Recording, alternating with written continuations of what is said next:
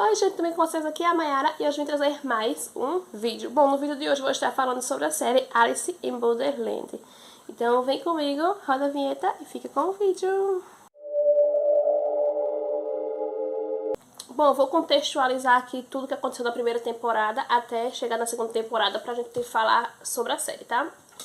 A primeira temporada se inicia com o Harrison e seus 3 amigos se encontrando lá na cidade de Shibuya. E eles acabam lá aprontando alguma coisa e saem correndo para um banheiro para se esconder da polícia. E quando eles saem do banheiro, eles estão em Borderland, onde eles têm que lutar para sobreviver. Tem vários jogos e cada jogo vale uma carta, um número com um naipe de carta de baralho. E quanto maior o número, maior a dificuldade da prova, né? Das provas que eles vão ter que competir lá em Borderland. Bom, quando eles chegam nesse lugar, que a gente sabe que o nome é Borderland, mas que eles não sabem o que é, se é uma cidade, se é um país, ninguém sabe o que é lá na série. Então, eles acabam recebendo um visto. Esse visto, dependendo dos vistos, tem vistos que duram 2 dias, tem vistos que duram 3 dias, então eles têm esse visto. E eles não podem deixar esse visto expirar. Quando o visto expirar, eles têm que passar por um jogo para poder estar renovando esse visto e eles não serem mortos no jogo. Entendeu? Mais ou menos assim. Se você não renovar seu visto, você é morto, você morre. E se você perder o jogo, você morre também. Então a sua única alternativa é lutar pela sua vida nos jogos. Bom, a primeira temporada termina em um lugar que os participantes criaram, que se chama A Praia, onde vários participantes ficavam lá, vivendo a vidinha deles lá, curtindo, fazendo festas e tal. E quando estavam perto de expirar o visto, eles pegavam e iam para os jogos. Quem conseguia passar pelo jogo voltava para a praia. Então era mais ou menos assim. Então o último jogo foi na praia, foi o jogo do 10 de copas, que era a única carta que faltava de números para eles finalizarem a primeira etapa do jogo. Então a primeira temporada terminou com eles vencendo o jogo do 10 de copas e eles descobrindo um lugar secreto lá onde supostamente ficavam as pessoas que estavam manipulando os jogos, que estavam criando os jogos, mas a gente não sabia até esse final dessa temporada se essas realmente eram as pessoas que estavam manipulando o jogo, que estavam criando o jogo, ou se só eram pessoas que estavam sendo manipuladas para poder fazer o jogo acontecer e que não tinham nada a ver com a criação do jogo. Então foi assim que terminou a primeira temporada. Bom, já na segunda temporada já inicia com os eventos depois dos jogos dos 10 de copas, que terminou na última temporada, na primeira temporada, já estou trocando tudo aqui. E aí começam os jogos pelas cartas de naipe com desenhos, que são reis, rainhas e valetes, que são os jogos mais perigosos, pelo que a gente entende aí na segunda temporada. É a segunda fase do jogo. Então, o primeiro rei que a gente conhece é o rei de espada. E o homem é muito difícil de matar porque ele fica a temporada inteira vivo. Só consegue matar ele no penúltimo episódio da temporada. E é umas coisas surreal porque ele recebe tiro, bomba, o carro atropela ele, o carro explode na cara dele e o homem não morre. Muito difícil de matar ele, mas lá na penúltima temporada, no penúltimo episódio, eles conseguem matar o rei de espadas para poder conseguir passar para próxima carta, que só faltava. Quando eles conseguiram matar o rei de espadas, só faltava a rainha de copas para ser vencida, a última carta que faltava. Mas aí também a gente conheceu o rei de paus. Eu estava assistindo e de repente aparece uma bunda na minha tela. O homem estava literalmente pelado. Passou o episódio todo pelado lá, né? O episódio dele que era o rei de espadas. No jogo inteiro ele estava pelado. E o que eu achei assim muito bonito nessas cenas aí dos reis, rainhas e valetes é que os reis, rainhas e valetes, eles não tinham assim, quando eles perdiam, eles não ficavam chorando com medo de morrer, não. Eles se entregavam à morte de uma maneira muito bonita, dando conselhos para os participantes. Eu achei isso uma coisa muito bonita.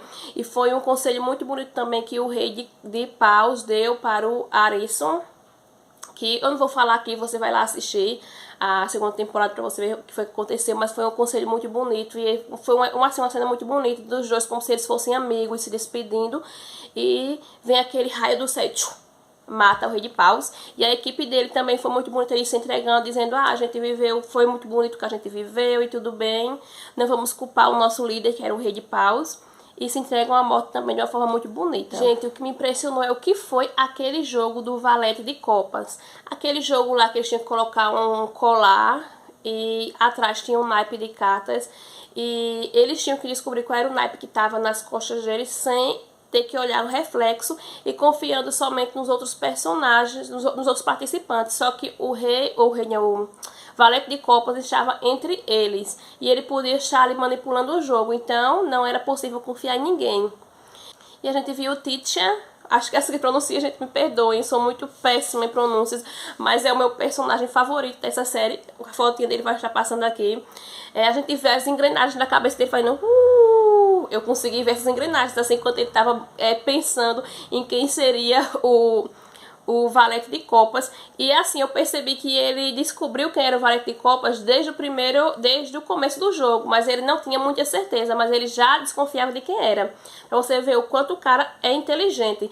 Eu podia ver essa engrenagem só fazendo na cabeça dele, entendeu? Bom, e não passava assim todos os jogos de cartas como funcionava. Só passou aqui, teve um jogo que nem passou de qual naipe era, só passou as pessoas saindo, gritando, dizendo conseguimos vencer, mas não mostrou qual era o naipe. E o jogo do Valete de Espadas era um jogo lá de luta também que não mostrou muito as regras nem nada, mostrou só eles lutando e depois que eles venceram. Então a gente não entende muito bem como funcionavam as regras, mas eles venceram esses dois jogos. O jogo da Rainha de Espadas era tipo um jogo de xadrez, onde você tem que mover as peças. Ela começava com 4 participantes do lado dela e tinham 16 do lado dos concorrentes, das pessoas que estavam lá obrigadas a jogar pela vida. Então o jogo funcionava como? Eles tinham 5 minutos para correr atrás dos participantes. Se eles conseguissem apertar o botão nas costas dos participantes, eles iam ficar vermelho. A cor da rainha era vermelha e dos participantes era azul. Eles iam ficar com a cor vermelha e iam fazer parte do time dela. Se caso o outro time conseguisse, depois de 5 minutos, aí o outro time ia correr atrás do time dela e tentar recuperar os participantes. No final, quem tivesse mais participantes no time venceria e as pessoas do outro time morreriam. Então funcionava mais ou menos assim. E eles conseguiram vencer também, só a rainha ficou no final, a rainha de espada. E ela também teve uma morte assim, ela se entregou para a morte como todos os outros reis, rainhas e valetes. Se entregou para a morte lá de uma forma muito bonita. Ela só se jogou e disse que viveu tudo que tinha para viver, se jogou lá e o raio foi nela e ela morreu. Bom, gente, e o jogo do Rei de Ouro foi um jogo que se denominava Jogo da Beleza. Tinha uma balança lá e eles tinham que adivinhar mais ou menos assim um número, cada um ia dizer um número e quem se aproximasse mais do número final ganharia o jogo. Cada um tinha que ir acertando e quem chegasse a 10 pontos negativos ia morrer, ia perder o jogo. E só um conseguiria ganhar no final, que foi o Titia, que ganhou. Gente, provavelmente eu tô pronunciando o nome errado, tá? Mas me desculpe, eu sou péssima em pronúncia de nome. Mas ele conseguiu vencer e foi aí que começou o arco de redenção dele, que eu amei. Eu gostei muito desse personagem e sempre ficava pensando, não é possível que ele não vai ter um arco de redenção. Ele tem que ter um arco de redenção muito bonito. E ele teve, começou a partir desse jogo, quando o Rei de Ouros jogou com ele e acabou deixando ele vencer o jogo para poder ele sobreviver. E aquilo mexeu com ele de uma forma que ele já saiu muito diferente ali depois desse jogo. E justamente quando ele ia saindo desse jogo com o Rei de Ouro, que ele conseguiu vencer, que ele já saiu muito mudado depois desse jogo, ele contra o Arisson. E eles começam a conversar, e no meio dessa conversa aparece quem? O Rei de Espadas, que ele não tinha morrido até esse momento. Ele ficou a temporada inteira vivo, matando o pessoal lá, e ninguém conseguia matar ele. Ele era o penúltimo rei, só tinha ele e a Rainha de Copas, para poder eles derrotarem. Então, quando ele saiu, começou a conversar com o Arisson, apareceu o Rei de Espadas e deu um tiro nele. Simples assim. Antes disso, ele já tinha levado um tiro lá, mas eu não vou aprofundar muito no assunto, tá, para não dar muito spoiler. Mas ele leva um tiro do Rei de Espadas e fica lá. A gente pensa até que ele morreu, porque ele se sacrificou pelo Arisson e a amiga dele, levando um tiro de um dos participantes, tá? E ele já estava bem ferido antes do Rei de Espadas aparecer. Então a gente pensa que ele morreu, mas ele não morreu, gente. Eu fiquei muito feliz porque ele não morreu no fim.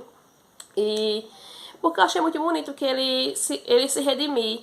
Ele passou a série inteira sendo aquela pessoa muito chata, que só pensa em si mesma, e no final ele se redimiu. E o último jogo foi o jogo da Rainha de Copas, que foi o jogo de croquet. Croquet, eu acho que é assim que se fala. Provavelmente estou errado, mas é esse jogo aí. E a regra para esse jogo era, eles tinham que jogar 3 partidas e não podiam desistir. 3 partidas sem desistir, mesmo se eles perdessem e jogassem as 3 partidas, ele iria ganhar. A única regra era que ele tinha que jogar as 3 partidas. Então eles começaram o jogo, o Alisson e ela. Então o Alisson jogou as 2 primeiras partidas. Eu acho que ele ganhou uma e ela ganhou a segunda. Não mostrou quem ganhou a primeira, mas ela ganhou a segunda partida.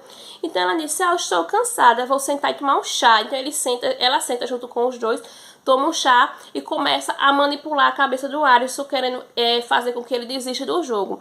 Então ela começa a contar várias coisas sobre extraterrestres, ou então sobre realidade virtual, que eles chamam de realidade virtual, que aquilo é um jogo que tá tudo na cabeça dele. Depois ela tenta fazer ele acreditar que os amigos dele morreram lá no começo da série, que foram atropelados, e que tudo aquilo que estava acontecendo na cabeça dele, e que ele estava internado numa clínica psiquiátrica, que tudo aquilo que era ele que estava inventando. Então ele acabou acreditando que os amigos dele tinham morrido e tudo aquilo não passava de coisas da cabeça dele. E ele começa a ficar ali mal e vendo a imagem dos amigos dele e tal. Só que no fim ele levanta e diz, não, eu vou continuar. Então ele continua e faz a última partida. Ele perde, mas a regra é ele continuar jogando as 3 partidas. Então como ele jogou as 3 partidas, ele zerou o jogo.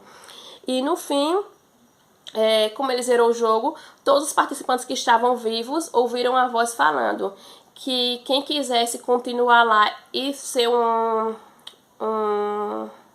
cidadão daquela cidade de Borderland e ser o integrante daquela cidade, poderia ficar. E quem quisesse voltar para a realidade deles, poderia voltar. Então, quem decidiu escolher ficar, ficou. Quem decidiu escolher voltar para a realidade, voltou. E antes de eles voltar para a realidade, primeiro o Alisson tem uma visão lá com os amigos dele, uma cena muito bonita deles falando, você conseguiu, você sobreviveu, viva a sua vida de uma forma bonita e tal, já uns conselhos pra ele. Aí depois passa ele abrindo o olho no hospital. Então o que foi que aconteceu? Então começa a explicação. Naquele primeiro episódio, quando passa o Alisson e os 2 amigos dele na cidade de Shibuya, eles estão lá. E tudo aquilo acontece, né? Eles aprontam, saem correndo, com medo dos policiais, se escondem no banheiro e vai passando todos os participantes que estavam em Borderland, um a um, e depois passa eles vendo uma luz brilhante no céu. Essa luz brilhante era um meteorito que estava caindo e caiu bem no meio da cidade. Então, todas as pessoas que estavam em Borderland eram as pessoas que estavam nessa cidade. Várias pessoas morreram e outras voltaram à vida. Essas pessoas que voltaram à vida passaram 1 minuto mortas e foram ressuscitadas. Todas as pessoas que foram ressuscitadas foram as pessoas que sobreviveram a Borderland e quiseram voltar. Então, na minha opinião, o que é Borderland é tipo um limbo. É um espaço entre a vida e a morte, onde você pode lutar para sobreviver ou morrer ali. Se você morre no jogo, você morre na vida real. Então, na minha opinião, é isso, gente. E o que eu mais amei, quando o Alisson acorda, quem é o colega de quarto dele lá do hospital é o Teacher. É Teacher? Acho que é essa a pronúncia. E ele fala... o médico tava falando com o Alisson que ele teve uma parada cardíaca, que ele ficou morto por 1 minuto e depois conseguiram ressuscitar ele. Aí quando o médico sai, o Teacher fala com ele, dizendo bem assim, eu também tive isso. Aí ele disse bem assim, você voltou dessa experiência mudado? Porque eu voltei. Aí ele disse que vai tentar viver a vida de uma forma melhor, que falou lá as coisas bonitas. E eu achei muito bonita essa cena entre os dois. Bom, e a série termina com um mistério no ar. Em cima de uma mesa tá todas as cartas de baralho com todos os naipes e números e desenhos. Então, dá um vento e todas as cartas voam e ficam somente uma carta em cima da mesa, que é a carta Coringa, o Joker. Então, várias pessoas estão especulando que pode ter uma 3ª temporada e que eles não acordaram realmente, e sim estão ali na fase 3, que é a fase do Joker. Eu não acredito que seja isso. Eu acho que ali esse foi um final digno pra série. Eu achei um final muito bonito. E eu acho que se tiver uma terceira temporada, pode ser que estrague a temporada. Do que fazer uma terceira temporada, é melhor eles pegarem todos os personagens lá e criar uma nova temporada contando o que aconteceu depois daqueles eventos, pra não ficar tudo junto e estragar a série, que é maravilhosa. A minha opinião é essa. E aí, qual é a opinião de vocês? Deixa aqui nos comentários. E o vídeo foi esse, espero que vocês tenham gostado. Quem gostou, deixa seu like, compartilha esse vídeo para fortalecer o canal, se inscreve no canal. Um grande beijo pra todos e tchau, bye!